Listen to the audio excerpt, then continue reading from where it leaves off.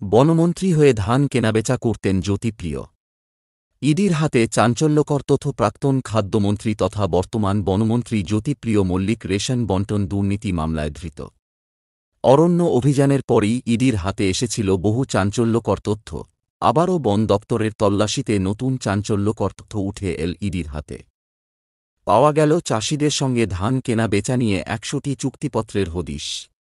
গরিবের চাল চুরির অভিযোগে ধৃত মন্ত্রী জ্যোতিপ্রিয় মল্লিক। তাঁর বিরুদ্ধে পাওয়া যাচ্ছে একের পর এক চাঞ্চল্যকর তথ্য। চারিদিকে ছড়িয়ে ছিটিয়ে রয়েছে তাঁর অগাধ সম্পত্তি। সেসব হদিশ অবশ্য অরণ্য ভবন তল্লাশি চালিয়ে ইতিমধ্যেই পেয়েছে ইডি। পাশাপাশি এবার আরও চাঞ্চল্যকর তথ্য উঠে এল জ্যোতিপ্রিয় মল্লিককে নিয়ে। উঠে এল বালুর চুক্তিপত্রের তথ্য।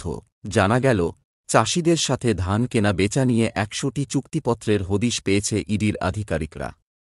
এমনকি সূত্রের খবর, চাষিদের সঙ্গে ধান কেনাবেচা নিয়ে এই চুক্তি করেছিলেন খোদ জ্যোতিপ্রিয় মল্লিক। এছাড়াও আগেই উদ্ধার হয়েছিল জ্যোতিপ্রিয় মল্লিকের দফতর থেকে ৮০০টি পুরনো স্ট্যাম্প পেপার। পাশাপাশি পাওয়া গিয়েছে ১০ কোটি টাকার ওয়াক ও ফর পেপার। এই পেপারে বিপুল সম্পত্তির হদিশও পেয়েছে ইডি। তাছাড়া উদ্ধারের তালিকায় ছিল বালুর ২টি বেনামি সম্পত্তি এবং জ্যোতিপ্রিয়র স্ত্রী, মেয়ে এবং নাতির নামে ফিক্সড ডিপোজিটের নথি। আর তারপর পাওয়া গেল চাষিদের সঙ্গে ধান কেনাবেচা নিয়ে বালুর চুক্তির নথি। বনমন্ত্রী ধান কেনা বেচা নিয়ে গরিব চাষিদের সঙ্গে করেছিলেন চুক্তি।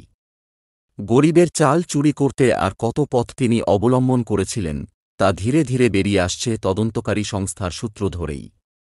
এখন দেখার, রেশন বণ্টন দুর্নীতি মামলার তদন্তে ইডি এর পরের ধাপ কী হয়।